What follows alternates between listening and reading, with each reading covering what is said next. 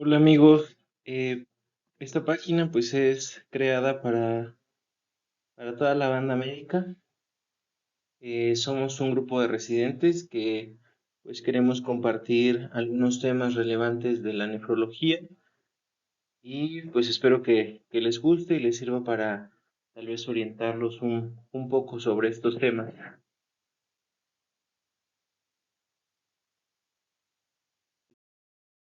El tema que vamos a ver hoy pues es glomerulonefritis ANCA asociada. Principalmente nos vamos a enfocar a la fisiopatología y el diagnóstico. Pues bueno, primero hay que remontarnos un poco a la historia. En 1866 fue donde se reportó el primer caso de vasculitis y fue una poliarteritis nodosa que pues reportó un doctor que se apellida Kussmaul en esos años y se caracterizaba por livedo reticularis, púrpura, nódulos dolorosos y posteriormente estos podían llegarse a ulcerar. Posteriormente, en 1931, pues ya describen como tal la granulomatosis con polangiitis. En 1982 hubo un personaje muy importante, Paul Folks y colaboradores, quienes descubren pues ANCAS, ¿vale? ¿Qué son los ANCAS? Pues son los anticuerpos anticitoplasmáticos de neutrófilos. Y bueno, ya en 1988, nuevamente Folks y Jenner, pues describen estos anticuerpos, ¿no? Ya los describen tanto como MPO y PR3. ¿Esto dónde lo descubrieron? Lo descubrieron en una universidad que se encuentra en Carolina del Norte, principalmente en un pueblo llamado Chapel Hill, que de ahí deriva, pues en 1984, por el consenso internacional, pues hacen esta clasificación de Chapel Hill. ¿Pero por qué hicieron esta clasificación? Pues si se darán cuenta, desde 1866 que se reportó el primer caso de vasculitis, pues desde ahí había habido una serie de clasificaciones en las cuales pues no los dividían como actualmente los conocemos. Sin embargo, pues ya hasta el año 2022 es cuando la EULAR con la ACR, con la asociación, pues crean una clasificación que pues posteriormente la vamos a ir viendo, ¿sale? Esta es la clasificación clásica que pues yo creo que la mayoría hemos visto, la clasificación de Chapel Hill, en la cual pues se divide en grandes vasos, medianos vasos y pequeños vasos. Dentro de lo que nosotros vamos a ahorita entrar, pues es a la de pequeños vasos, en la cual pues entramos con las asociadas ANCAS, ¿no? Que pues se derivan de ellas tres subtipos, que es la polangiitis microscópica, la granulomatosis con polangiitis, que es la granulomatosis de Wegener, la granulomatosis con polangiitis eosinofílica, que pues es comúnmente llamada Church-Strauss. Sin embargo, vemos que aquí en las de pequeños vasos, pues también entran otras entidades o participan otras, como es la enfermedad de membrana basal glomerular, y pues se encuentran aquellas por complejos inmunes, como tal es la vasculitis crioglobulinémica, la vasculitis IgA o comúnmente llamada Henner-Schnoiden, la vasculitis urticarial hipocomplementémica y pues bueno, si se dan cuenta pues hay otros ejemplos de otro tipo de vasculitis, pero pues ahorita vamos a englobar las de pequeños vasos. ¿Cómo la vamos a definir? Pues bueno, la definición es como una vasculitis necrotizante de pequeños vasos caracterizada por una glomerulonefritis con ausencia o escasez de depósito de inmunoglobulinas, lo cual también hace llamar una vasculitis pauciinmune. ¿Ok? También esta pues va acompañada de inflamación y destrucción de los vasos sanguíneos y la presencia de ancas circulantes. Esta clasificación que les muestro, si se dan cuenta, pues es parte de lo que platicábamos de la de Chapman-Hill asociadas a ANCAS, pero hay una que nos hablan de vasculitis limitada a riñón. Como tal, pues vamos a dilucidar ese término, ya que pues actualmente no se utiliza. Pero pues bueno, ¿cómo deberíamos de denominarla? ¿Es correcto llamarla granulomatosis con polangiitis o polangiitis microscópica o llamarla PR3 o MPO? En este estudio, pues vemos que hacen un metaanálisis donde reportan diferentes casos tanto con la enfermedad como con el serotipo, o sea, el anticuerpo, ¿vale? Entonces, si se dan cuenta, por ejemplo, en el caso de las GPA, que son las granulomatosis con polangiitis, habían reportado diagnóstico de 143 pacientes pero si nos vamos a los PR3, pues reportan 146, que significa que tienen un valor casi similar. Lo mismo pasa en el caso, por ejemplo, de la polangitis microscópica, donde reportaban 34 casos, pero si lo reportan como MPO eran 45 casos. Sucesivamente, en el resto, si se dan cuenta, en el de Robin-Schiller, pues ahí nos hablan de pacientes diagnosticados con polangitis con granulomatosis, eran 231, y por ejemplo, en el caso de PR3, 236, un valor casi similar. Igual en la polangitis microscópica comparado con los MPO, igual es una relación casi similar. Entonces, pues realmente se ha visto que no hay diferencia entre diagnosticar o denominar esta enfermedad como GPA o granulomatosis con polangitis o MPA, que es polangitis microscópica, APR3 y MPO. ¿Por qué? Porque, por ejemplo, vamos a ver más adelante, ven que les comentaba de estos criterios que habían hecho de clasificación la ACR con EULAR, pues nos define diferentes puntos o diferentes criterios para diagnosticar ya sea una GPA o MPA. A diferencia de si solamente encontramos el anticuerpo, que es PR3 y MPO. Esto es importante porque pues esto puede determinarles a ustedes cuál es como un diagnóstico por anticuerpo y de acuerdo a la evolución que probablemente pueda tener este paciente y también lo que nosotros deberíamos de investigar en ellos, sin necesidad de juntar todos los criterios que vamos a ver mucho más adelante. Entonces, pues aquí ya viene la clasificación de la ACR junto con EULAR, ¿no? Este es un ejemplo de cuáles son los criterios, por ejemplo, para algunas otras entidades. En este caso, pues proyectamos lo que es la arteritis de células gigantes y la arteritis de Takayasu. Se dan cuenta, pues va acompañado tanto de criterios clínicos y de criterios por imagen, ¿ok? O algunos hasta por biopsia. Igual importante el rango de edad, que eso igual lo vamos a ver en cuanto a la epidemiología. Entrando ya a nuestro tema, pues bueno, por ejemplo, veamos la granulomatosis con polangitis. Se dan cuenta, para poder cumplirlos, pues se necesitan al menos más de 5 puntos, ¿no? ¿Cómo podemos llegar a formar estos 5 puntos? Si nos vamos directamente, por ejemplo, a laboratorio, nos dicen aquí que porque con que tengas anti-PR3 positivo o los C-ANCA positivos, te da 5 puntos. Por lo consiguiente, te podría dar el diagnóstico de una granulomatosis con polangitis. Entonces, eso es importante por lo que comentábamos previamente, ¿vale? Igual quiero que hagan énfasis en la parte inferior donde podemos ver unos números negativos. ¿Por qué? Porque se dan cuenta, si por ejemplo tienes unos P-ANCA o los anti-MPO positivos, inmediatamente le vas restando un punto. O si hay presencia de eosinófilos por encima de más de 10.000, perdón, de más de 10 millones, pues entonces inmediatamente se anula, ¿no? Entonces, pues esto es importante. Posteriormente, yéndonos a la polangitis con granulomatosis eosinofílica, igualmente se dan cuenta, cumple con ciertos criterios, tanto clínicos como por laboratorio. E igualmente, si se dan cuenta, en comparación con la previa, que era la granulomatosis con polangitis, pues ahí también entraban criterios clínicos que son casi similares. La única diferencia es que se dan cuenta, pues aquí dice que se anula con que tenga los PR3 positivos, ¿no? Entonces, pues eso es algo importante. Y bueno, yéndonos a la parte de la polangitis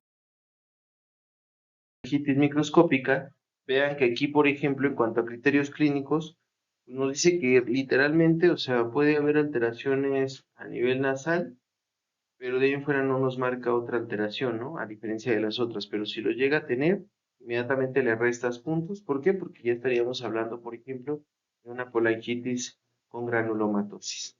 Si se dan cuenta, aquí dice que el criterio para ser diagnosticado debe ser igual más de 5 puntos, igual o más de 5 puntos. Entonces, con que ustedes tengan PANCA positivos y los anti-MPO positivos, inmediatamente la clasificas como positivo. Entonces, de aquí pues vemos la importancia de que no es necesario cumplir con todos los criterios, solamente con que tenga los anticuerpos ya tiene un peso importante para esa enfermedad. ¿Ok?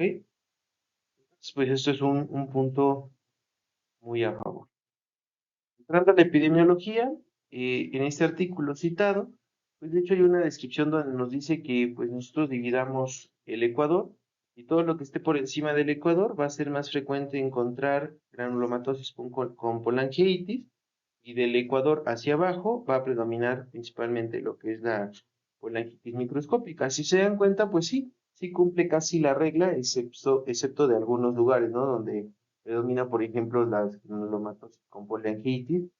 Pero, por ejemplo, si nosotros nos vamos a Latinoamérica, lo que es Lima, Perú, pues vemos que ahí predomina principalmente la polangitis microscópica.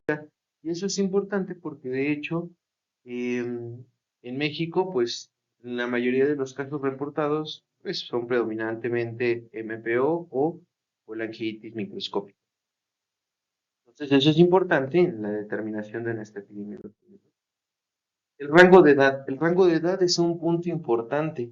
¿Por qué? Porque hay veces que cuando nos ponen algún caso clínico donde estamos intentando sospechar de alguna patología glomerular, pues a veces, de acuerdo a la evolución clínica que tiene el paciente, pues te puede orientar a cierto diagnóstico.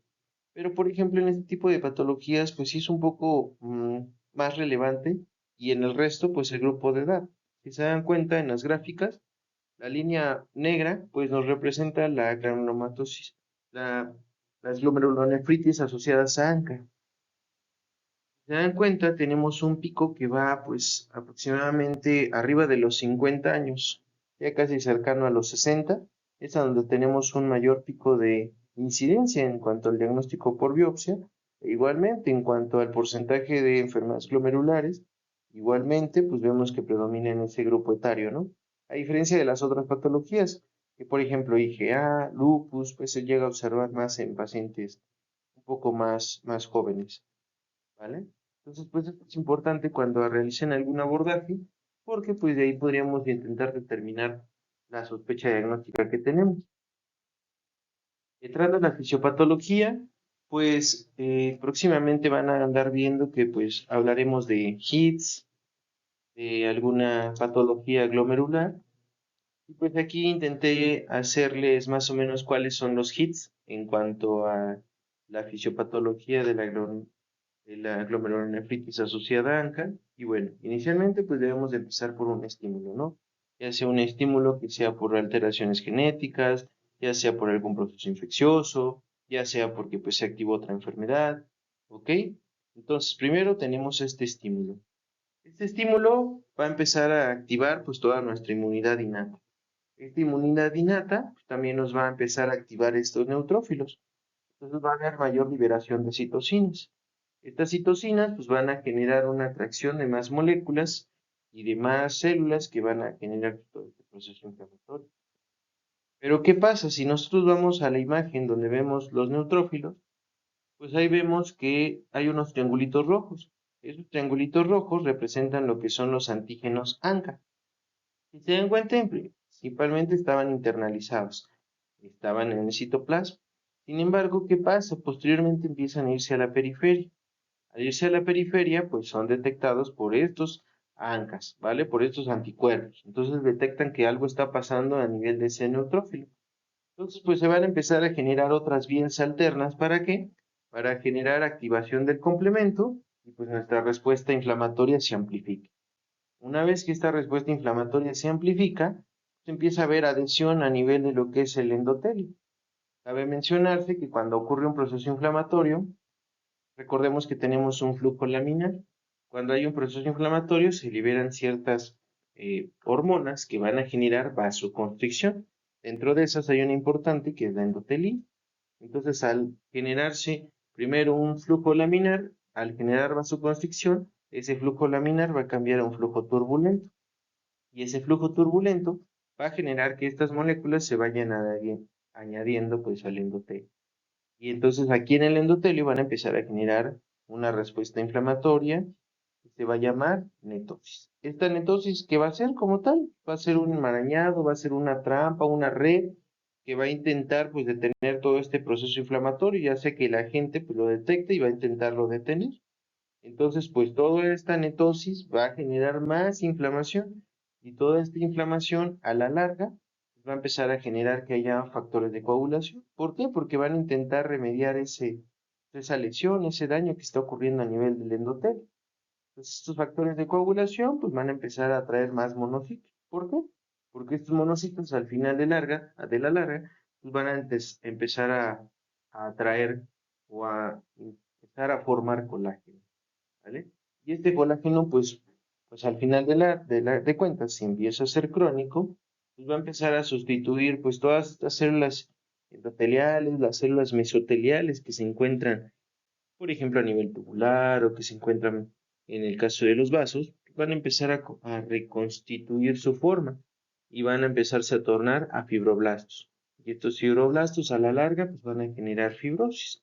Entonces, pues de ahí deriva parte de la fisiopatología del por qué generan tanto daño a nivel vascular y también a nivel del túbulo intersticio. Esto pues lo vamos a ir analizando posteriormente. Ya entrando un poquito más molecular, pues, si se dan cuenta lo que hablábamos. Primero ocurre pues un, un estímulo, ya sea por diferentes factores, y estos a su vez pues van a generar una serie de respuestas, ¿vale? Tanto de nuestra respuesta celular como de nuestra respuesta humoral.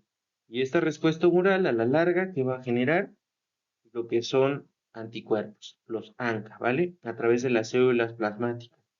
Entonces, pues aquí, si se dan cuenta, ya podemos empezar a ver algunas pautas del tratamiento. Si tú, por ejemplo, atacas pues, estas células plasmáticas, estas células B, pues probablemente vas a disminuir la producción de estos anticuerpos y por lo consiguiente va a disminuir toda esta respuesta inflamatoria. Otra manera de poderlos bloquear pues sería a través del complemento, inhibiendo el C5. Que eso, pues en cuanto al tratamiento, ya lo vamos a ir viendo, ¿sale? Entonces, esto es lo relevante de estas diapositivas. Entonces, lo que decíamos, es importante conocer toda esta estructura. ¿Por qué? Porque más adelante vamos a encontrar algo que se llaman los biomarcadores. Aquí lo que son los ICAM y los BICAM, eso es importante. ¿Por qué? Porque estos van a servir como un sitio de anclaje de estos neutrófilos, ¿sale? ¿Pero esto por qué? Porque van a activar otra hormona u otra proteína, mejor dicho, que se llama calprotectina. Esta calprotectina pues va a generar que haya mayor adhesión de estos neutrófilos al endotelio o a la célula que se esté atacando. Entonces, pues esto es muy importante. ¿Por qué? Porque vamos a ver que dentro de los biomarcadores participa lo que es la calprotectina. Yéndonos a la parte inferior, pues vemos lo que son los gránulos, por ejemplo, el granuloma. Está compuesto por diferentes macrófagos y estos macrófagos expresan un marcador que es el CD163. Otro punto importante para poder determinar la actividad que se está teniendo de ANCA a nivel corporal o en nuestro cuerpo, ¿sale? Hay hipótesis de cómo es que se forman estos anticuerpos, sin embargo, pues no se ha concluido como una como tal, excepto pues la del NET, ¿no? De la netosis. Que, pues, como ya lo habíamos explicado anteriormente, esta netosis va a generar ese enmarañado, por así decirlo, o esa trampa, esa red, y al final de cuentas pues va a generar toda esta respuesta que pues de ser agudo va a ser crónico hasta llegar a la fibrosis. Y pues si se dan cuenta, como les había dicho, pues hay diferentes puntos en toda esta fisiopatología que nosotros podríamos ocupar algunos fármacos para intentar bloquear esa respuesta. Pero, pues eso ya lo vamos a ver en algún otro capítulo. Entrando a la presentación clínica, pues si se dan cuenta, pues pueden ser variables, ¿ok? Pueden empezar a través de síntomas similares a la gripe, como es fiebre, mialgias, artralgia, cefalea, dolor de cuello, fatiga o anorexia. Sin embargo, pues esto también puede ir acompañado de algunas otras entidades. Por ejemplo, veamos aquí por aparatos y sistemas, centrando desde el sistema nervioso central, vamos a ver las abreviaturas GPA, pues es polenquitis con granulomatosis, MPA, que es polenquitis microscópica, y EGPA, que es la granulomatosis con polenquitis eosinofílica. Si se den cuenta, van a verse unas que son un poco más frecuentes que otras que son similares en cuanto a las manifestaciones. Entonces, se dan cuenta, pues casi la mayoría de las que tienen muchas manifestaciones generales son tanto granulomatosis con polangitis, así como granulomatosis con polangitis eosinofílica. Pero si se dan cuenta, a nivel renal, en kidney, ahí nos hablan que predomina más el daño renal por los MPA o por la polangitis microscópica. Y entonces, pues eso es importante. ¿Por qué? Porque pues aquí está donde deriva esta nueva clasificación, donde ya le quitan aquella vasculitis solamente que afecta a riñón. ¿Por qué? Porque pues la que vemos que sí llega a afectar solamente a nivel renal o que tiene mayor predominancia a nivel renal, pues es la polangitis microscópica, ¿no? Entonces es un punto importante. En relación a la comparativa con una polangitis microscópica, con una granulomatosis, con polangitis, si se dan cuenta, eh, hay unos números que nos representan el porcentaje en cuanto a la presentación de la manifestación clínica, ¿sale? Sin embargo, veamos, por ejemplo, en la parte a nivel de lo que es oído, pues a nivel nasal, ¿vale? A nivel de la tráquea, por ejemplo. Entonces, si se dan cuenta, predomina más el daño en polangitis con granulomatosis, a diferencia de la polangitis microscópica. Si se dan cuenta, por ejemplo, a nivel pulmonar, igual predomina más daño por granulomatosis con polangitis que pues a nivel de la polangitis microscópica. Pero si, por ejemplo, nos vamos al área gastrointestinal, pues vemos que hay un poco más de predominancia en la polangitis microscópica que en la polangitis con granulomatosis. Eso es importante porque probablemente les pueda llegar pacientes que empiezan inicialmente con manifestaciones gastrointestinales y posteriormente pueden empezar con algunas otras alteraciones. Y si nos vamos, por ejemplo, a nivel renal, pues vemos que llega a haber hasta un 100% de pacientes que pueden llegar a presentar este daño. ¿Y cómo se comportan? Como una glomerulonefritis rápidamente progresiva. Esto es importante que podamos determinarlo porque pues no todas las entidades, ya sean asociadas a ANCA, por MPO o PR3, pues van a tener toda la misma semiología. Si se dan cuenta, toda la patología puede ser variable. Pueden presentar algunas, pueden no presentar algunas, tienen un porcentaje pequeño tal vez de presentación, pero la pueden presentar. Entonces, no casarnos a que también si tiene mucha alteración nasal o tiene alteraciones a nivel de tráquea o a nivel auditivo, inmediatamente lo clasificamos como una pancreatitis con granulomatosis. Entonces, pues no casarnos con eso, ¿ok? Entrando como tal a otras enfermedades que pueden estar asociadas o que pueden tener ANCAs positivos, pues vemos que tenemos una variedad, ¿ok? Dentro de lo que son pues las vasculitis asociadas a ANCAs, pues ya vimos estas patologías. Hay vasculitis por complejos inmunes, que ya lo habíamos visto anteriormente. Y está pues aquellas vasculitis inducidas por fármacos. Lo siguiente lo vamos a ir viendo pues en otros capítulos. Pero por ejemplo en este caso les quiero hablar un poco de la vasculitis urticarial hipocomplementémica, en la cual, pues si se dan cuenta, menciona que es una entidad clínico-patológica conformada por dos elementos, tanto manifestaciones clínicas de urticaria como por evidencia histopatológica de vasculitis leucocistoclástica.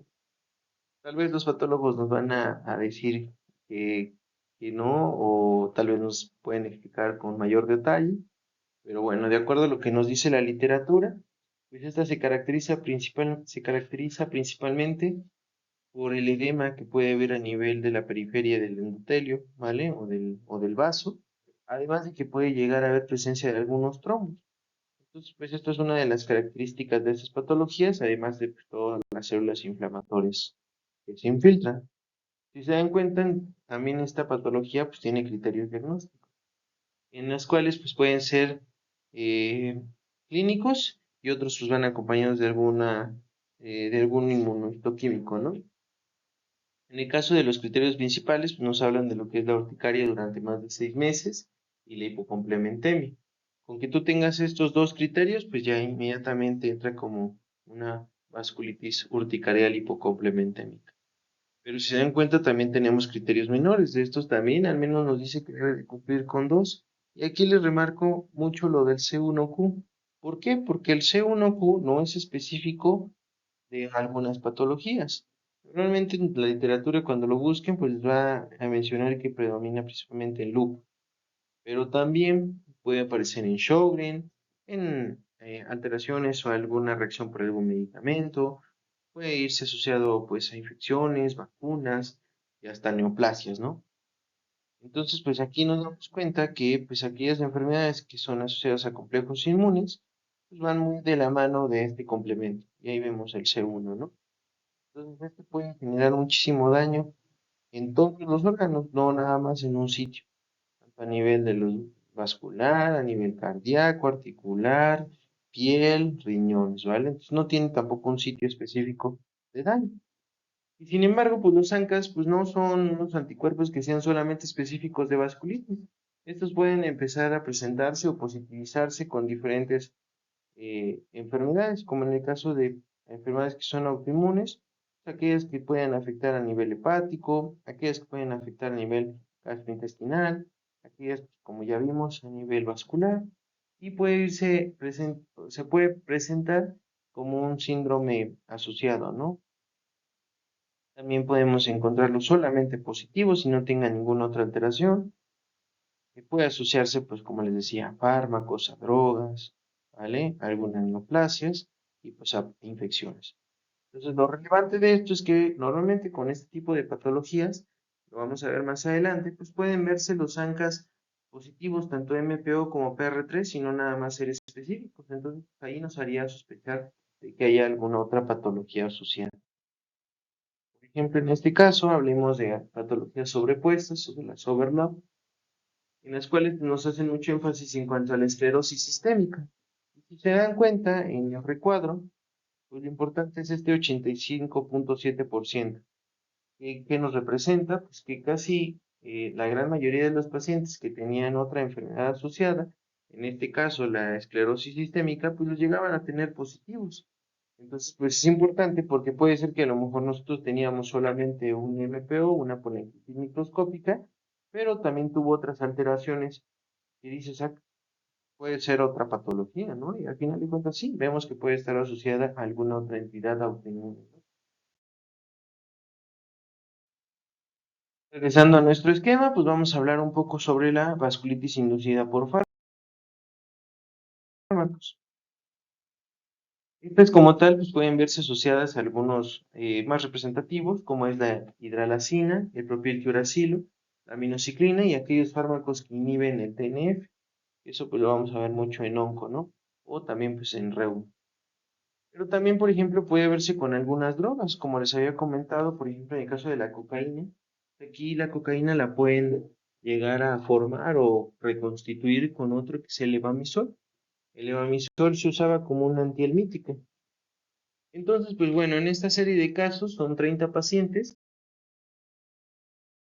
en los cuales se evaluaron pues, en dónde eran los sitios más frecuentes de afección, tanto a nivel vascular. Y normalmente estos pacientes, si buscan las imágenes, se observan como necrosis, o sea, se ven zonas necrotizantes. Inicialmente se observa como una vasculitis y posteriormente estos se pueden llegar a ulcerar y totalmente se necrosa la zona. Y bueno, si nos vamos a la gráfica de la derecha, pues esta gráfica de barras nos representa cuáles son tal vez las características clínicas más frecuentes que llegan a presentar estos pacientes. Si se dan cuenta, pues presentaban una púrpura, presentaban nefritis, ¿vale? En relación al resto de los estudios de laboratorio, pues vemos que pueden presentar elevación o deterioro de la función renal, ¿vale? Pueden presentar hematuria, proteinuria, que pues esto también nos puede dar otro tipo de patologías.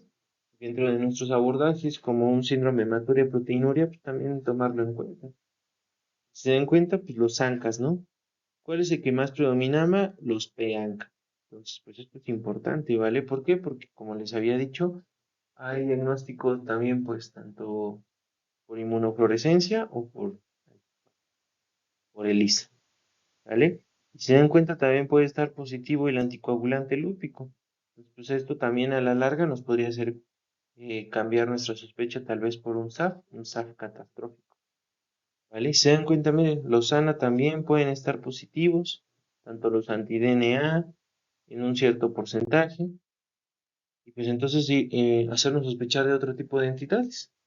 Entonces, pues de acuerdo a todo esto, se empezó a formular cómo podíamos hacer el diagnóstico de estos ANCAs. Entonces se dieron cuenta, o como habíamos platicado al principio en la historia, con Folks, quienes donde empezaron a descubrir lo que eran los ANCA, posteriormente ya les determinaron que eran MPO PR3, hasta el 2017, donde tenemos el consenso que pues vamos a verlo, pero pues si se dan cuenta, pues, llevamos una larga trayectoria en la cual se ha intentado pues determinar cuál es el diagnóstico de esta patología. Y bueno, ¿en qué pacientes pues deberíamos de intentarles hacer pues estos ANCAs, solicitárselos? Por ejemplo, en este caso nos mencionan aquellos que presenten síntomas generales, que tengan alteraciones en oídos, nariz, tráquea, ¿vale? En oídos, a nivel pulmonar. Y si se dan cuenta, pues cada uno va acompañado de ciertas características. Si se dan cuenta, por ejemplo, en el de síntomas generales, obviamente nos habla sobre pérdida de peso. O sea, aquellos pacientes que, por ejemplo, vayan acompañados de mialgias, artralgias, pérdida de peso, pues en estos pacientes a lo mejor esta podríamos intentar investigarlos. ¿Ok? ¿Cuáles son nuestras técnicas de detección? Tenemos el ensayo de inmunofluorescencia indirecta y aquellos ensayos inmunoabsorbentes ligados a enzima o el ELISA, ¿vale? ¿Y cuál es la finalidad? Encontrar estos anticuerpos dirigidos hacia vasculitis, ¿no? Y vemos que pues si nosotros encontramos que nos reportan como CANCA o PANCA, pues eso va a ser por inmunofluorescencia indirecta. Pero si nos reportan como PR3 o MPO, pues esto va a ser por inmunoensayo, el ELISA, ¿vale? Hay una neumotecnia que también a nosotros nos sirve bastante, que por ejemplo, inmunofluorescencia es más sensible y ELISA más específica, ¿vale? Entonces, todo pues es importante que se lo graben. En cuanto a la inmunofluorescencia, pues la inmunofluorescencia se puede, como les había dicho, se reporta como PANCA o CEANCA. ¿Por qué? Porque es de acuerdo al sitio en donde tiña más en cuanto a la fluorescencia. Entonces, si se dan cuenta, el PANCA pues es más perinuclear y el CEANCA es más citoplasmático. Entonces, si nosotros vemos las imágenes, por ejemplo, en los PANCA, nos llama la atención que pues, parecen unas rosetas de maíz, ¿vale?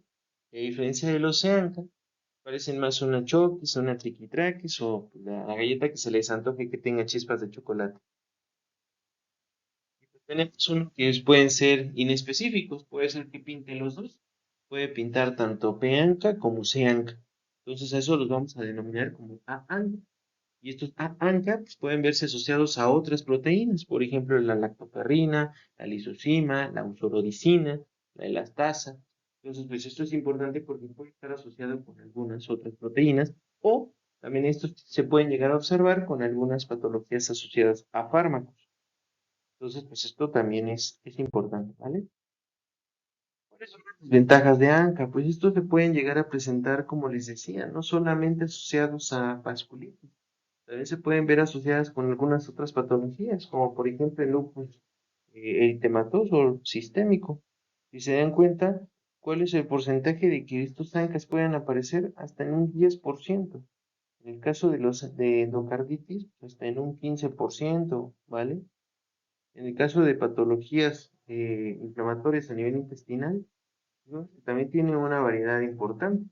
Por ejemplo, aquí si se dan cuenta aparece lo que es los ANCAs atípicos, lo que les decía, que puede pintar tanto P-ANCA como C-ANCA. Si se dan cuenta, pues no es una proporción nada eh, despreciable. O sea, va desde el 50 al 67%. Y pues igualmente en la colangitis esclerosante primaria, igual vemos que tienen un valor muy, muy alto, ¿no? Pues esto es importante, ¿por qué? Porque pues, al final de cuentas puede verse asociada con otras patologías. Entonces, pues, no despreciar, pues también, ¿vale? Y si se dan cuenta en aquellas vasculitis asociadas a drogas, nos marca que pues predomina principalmente en los MPO, pero también pueden ser positivos tanto MPO como PRP. No confiarnos en eso, ¿vale? Pero, por ejemplo, hablando del ELISA, pues el ELISA nos comenta que al final de cuentas parece ser que es un poco más específica, ¿no? Y también tiene un valor predictivo negativo alto. Pero, por ejemplo, si nosotros lo asociamos con inmunofluorescencia, pues nuestro impacto va a ser mucho mayor, tanto en sensibilidad como especificidad, y este valor predictivo negativo. Por lo consiguiente, pues sería importante solicitarlos de manera conjunta, ¿ok? Pero, por ejemplo, ¿qué es mejor? ¿Inmunofluorescencia o ELISA? En estas gráficas que vemos, la gráfica de la izquierda es una gráfica donde nos representan tanto especificidad como sensibilidad. Este tipo de gráficas nos mencionan que, por ejemplo, para sensibilidad, mientras más cercano te encuentres al 1, tienes mayor posibilidades de diagnosticar esta patología, ¿no? A diferencia de la especificidad, mientras más cercano a 0 sea, también tiene mayor especificidad o mayor posibilidad de que si no tiene esa patología, evidentemente no la va a tener, ¿vale? Y si se dan cuenta, en ELISA, tanto PR3 como MPPO, la línea verde, pues está casi cercana, está totalmente cercana al 0 y un poquito más cercana a 1. Entonces se dan cuenta, pues esta prueba es un poco más sensible y un poco más específica, a diferencia de la inmunofluorescencia por diferentes técnicas, ¿ok? En las cuales vemos que se van alejando de la sensibilidad, se empiezan a acercar tal vez un poco más a la especificidad, pero por lo consiguiente, mientras más se alejen del 0, las hacen menos específicas y mientras más se alejen del 1, las hacen menos sensibles. En la gráfica de la derecha es una gráfica de probabilidades. Las gráficas de probabilidades se hacen antes de hacer la prueba y después de hacer la prueba. Por ejemplo, en el caso de la derecha podría ser, por ejemplo, si nosotros lo evaluamos de manera clínica, ¿vale? Y en la gráfica de la izquierda, pues es una vez que hicimos nuestra gráfica, ¿no? Pues hacia abajo es la probabilidad de que nuestra prueba salga, por ejemplo, negativa, y la gráfica de que está hacia arriba, o las líneas que están hacia arriba de la línea azul, pues es la probabilidad de que estas salgan positivas, ¿vale? De acuerdo a nuestra clínica. Entonces, si se dan cuenta, aquí nosotros tenemos algo que se llama el ratio likelihood. ¿Qué es el ratio likelihood? Pues mientras más veces repitas esta prueba, más veces te puede incrementar las probabilidades de diagnosticar esta patología. Esto es importante, ¿por qué? Porque hay veces que nosotros hacemos una prueba y a lo mejor te puede salir negativa, pero tienes toda la sospecha de que es esa entidad patológica y lo vuelves a repetir, lo puedes repetir hasta 2, 3, 4 veces y por lo consiguiente vas incrementando esa probabilidad. Entonces, obviamente, te da más posibilidades de que entonces tu prueba te salga positiva. Pero si tú, por ejemplo, la sigues repitiendo varias veces te sigue saliendo positivo, tú tienes mayores probabilidades de que efectivamente sea negativo a esa patología. Esto es lo relevante, ¿vale? Y se acuerdan que les había comentado que había un consenso en el 2017. Entonces, pues más que un comentario, pues es una recomendación que nos hacen, ¿no? Entonces, si se dan cuenta, en el consenso de 1999, pues nos habían hecho lo que era una recomendación ideal y una, ¿vale? En el cual, por ejemplo, si se dan cuenta, hay unos donde nos piden hacer las dos pruebas, tanto inmunofluorescencia como inmunoensayo, ¿vale? En las cuales tenemos diferentes posibilidades, tanto inmunofluorescencia puede salir negativa como los ANCAS, eh, bueno, en ensayo negativo, ¿no? O ELISA negativo. Puede ser que te salga inmunofluorescencia negativa y ensayo positivo, o inmunofluorescencia positiva, ensayo negativo, ¿vale? O ambas positivas. Pero, por ejemplo, si nos vamos al del lado de la derecha, pues aquí nos hace mucho énfasis de que si tú tienes un paciente con vasculitis o tienes alta sospecha de vasculitis, te puedes ir probablemente solamente con ELISA. Entonces, pues ahí en ELISA, pues sí, a lo mejor y le vuelves a repetir como seguimiento, ¿sale? Pero solamente en el caso de que sí sea vasculitis.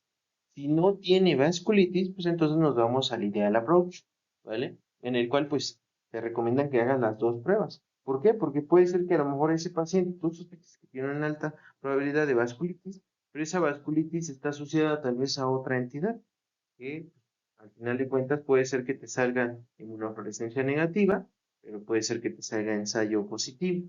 Entonces, así es como nosotros deberíamos de intentar evaluar patologías que sean diferentes o que no sean asociadas a la vasculitis, ¿no? O que tengamos esta alta sospecha de vasculitis asociadas a ANCA.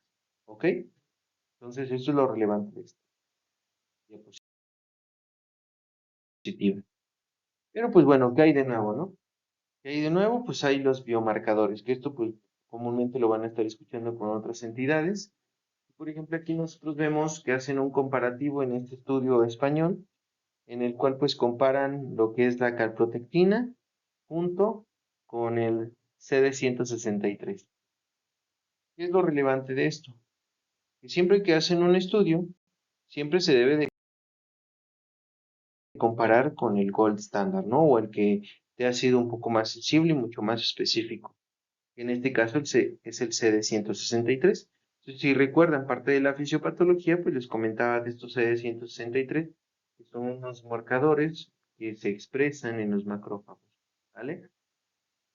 Entonces, ¿qué es lo que intentaron hacer en este estudio? En este estudio intentaron encontrar algún biomarcador para determinar si el paciente estaba cursando con un cuadro agudo o estaba cursando con un proceso de remisión, ¿no? Entonces, si se dan cuenta, pues aquí en estas gráficas, pues nos los representan como agudo, remisión y el grupo control, ¿vale? Si nosotros vemos, por ejemplo, en cuanto a la valoración de la calprotectina sérica, si nosotros comparamos entre el agudo y el grupo control, evidentemente vemos que sí tienen una P significativa, ¿ok? Que sí nos habla que si nosotros encontramos la calprotectina sérica positiva, pues nos podría determinar que estamos ante una fase aguda. Pero si, por ejemplo, nos vamos a la calprotectina urinaria, pues ahí realmente no sabemos si estamos ante un cuadro agudo o ante un cuadro de remisión. Por ese motivo no tenemos una P significativa, ¿ok? En comparación con CD163, si nosotros comparamos tanto en un agudo como en una remisión con el grupo control, evidentemente se observa esta P significativa, en el cual nos habla que pues, es un biomarcador importante para diferenciar que tu paciente esté cursando con una agudización de la enfermedad, ¿ok? En relación a estas gráficas donde valoran el área bajo la curva, nosotros vemos que tenemos una línea punteada, ¿no? Esa línea es como nuestra línea de control, por así decirlo, ¿vale? Si esta gráfica que nosotros tenemos es superior a esa línea punteada o está por encima de, pues eso significa que tiene un valor alto, ¿vale? Para diagnosticar o para poder distinguir si tu paciente está cursando con un cuadro agudo o con una revisión o con un grupo. Bueno, dicen que un área bajo la curva por encima de 0.5, o sea, más cercano a 1, tiene un valor predictivo alto, ¿vale? O sea, que es positivo. Quiere decir que tengas ese biomarcador positivo, pues sí te va a dar la sospecha que tú estás buscando. En este caso era buscar si el paciente estaba cursando con un cuadro agudo, ¿no? Si nosotros vemos la primera gráfica, nos hablan sobre especificidad y sensibilidad. ¿Se dan cuenta al principio? Sí se aleja un poco más de esta línea punteada, que nos quiere decir que pues, tiene una capacidad moderada para distinguir entre lo que es actividad y remisión. Si nosotros nos vamos a la línea de medio, que es pues, la calprotectina urinaria, pues, casi todo el tiempo la vemos cercana a la línea punteada. Entonces, pues vemos que no es un buen biomarcador, ¿sale?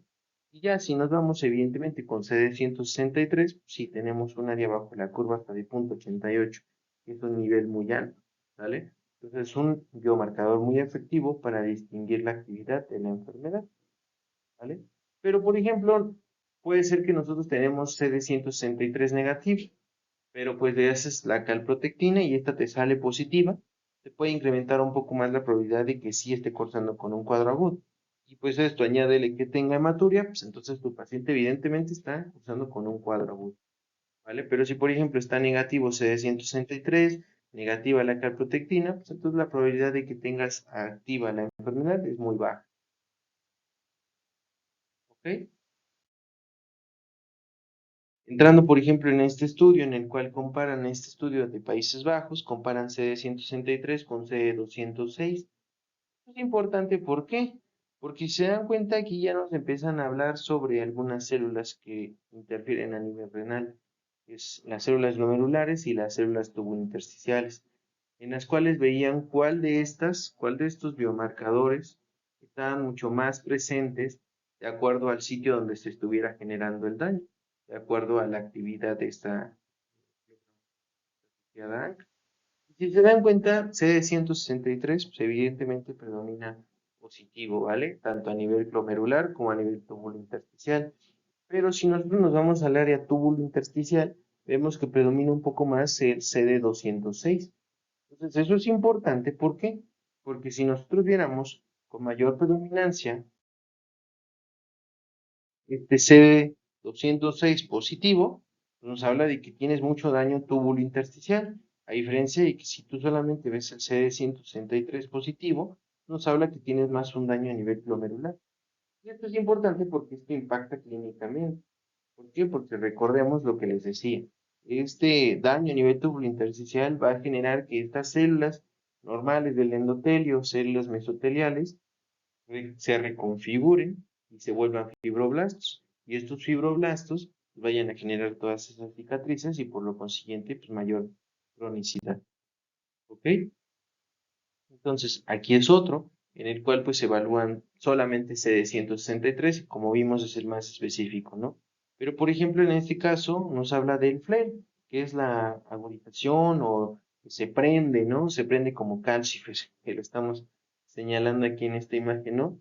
Pero pues que vemos también que si nosotros tenemos un paciente que está con proteinuria importante, una proteinuria en rango masivo, está cursando con un síndrome nefrótico, pues nosotros podríamos tener un falso positivo. ¿Por qué? Porque también el tener mucha proteinuria también te puede generar mucho daño a nivel tubulo intersticial.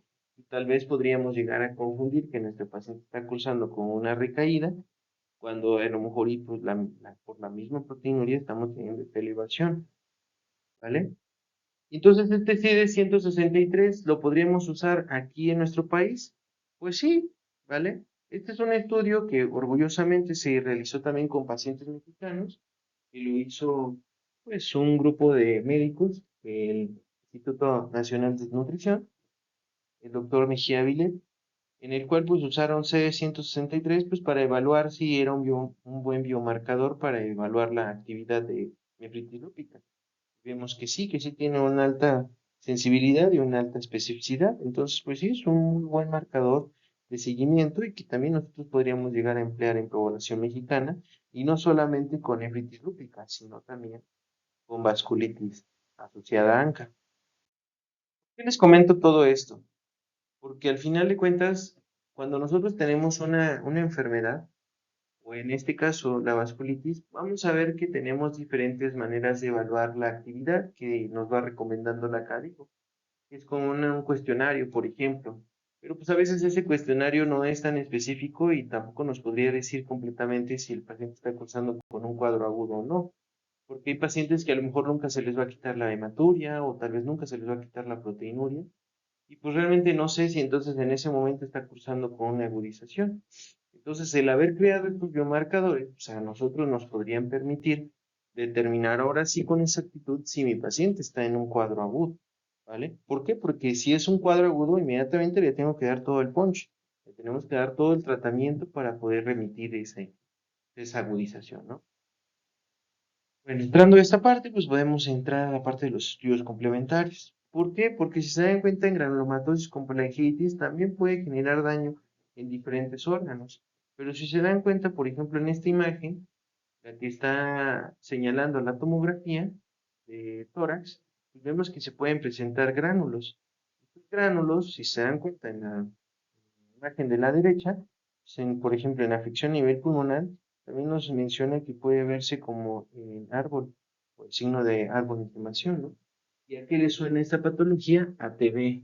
Entonces, pues, puede verse también estas alteraciones con otras entidades y que no propiamente sea solamente pues una granulomatosis con colangitis. A lo mejor el paciente está cursando con una TB diseminada y pues eso también puede estar generando el daño a nivel renal, puede estar generando el daño pulmonar. Entonces es importante que protocolicemos bien a estos pacientes. Si tenemos una alta sospecha, ¿vale? Y pedírselos. O sea, de hecho, también para iniciar el tratamiento es un criterio de escrutinio que tenemos que hacer.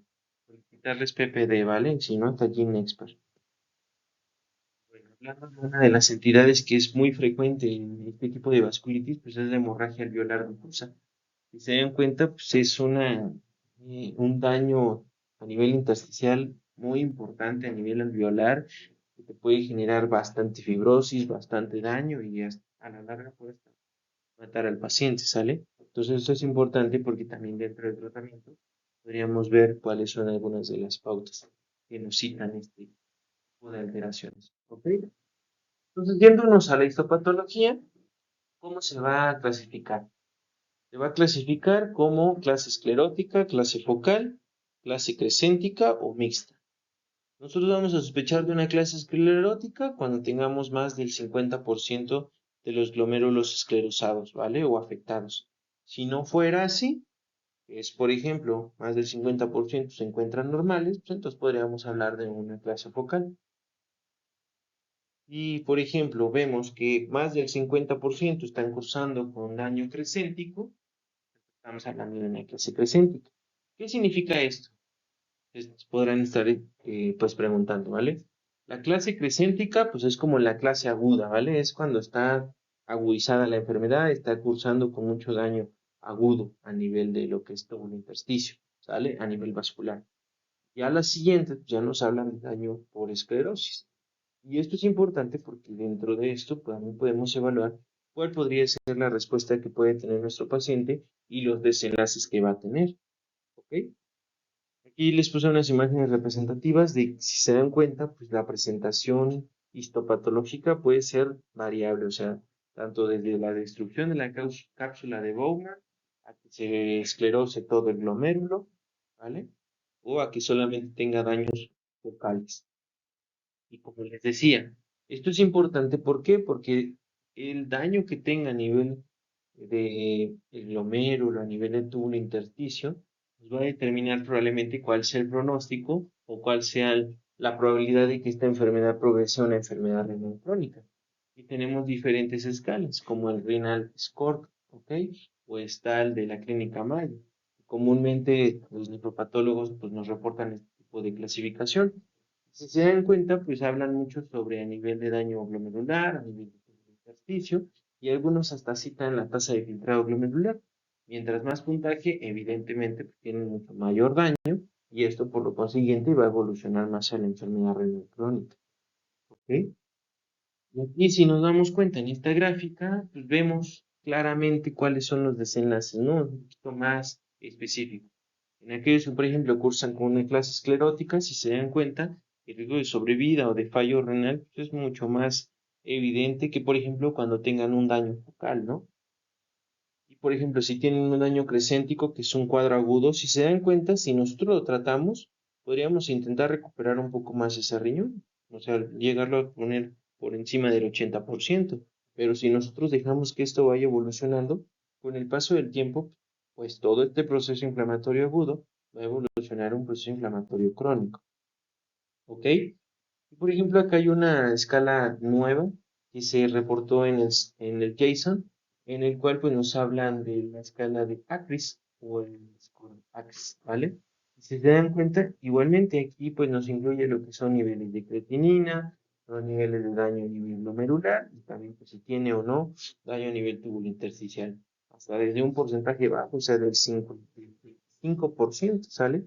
Entonces esto es importante porque hace una evaluación a 3 años para determinar si este paciente puede o no tener evolución enfermedad renal crónica y por lo consiguiente, pues, todas las que conlleva. ¿Ok?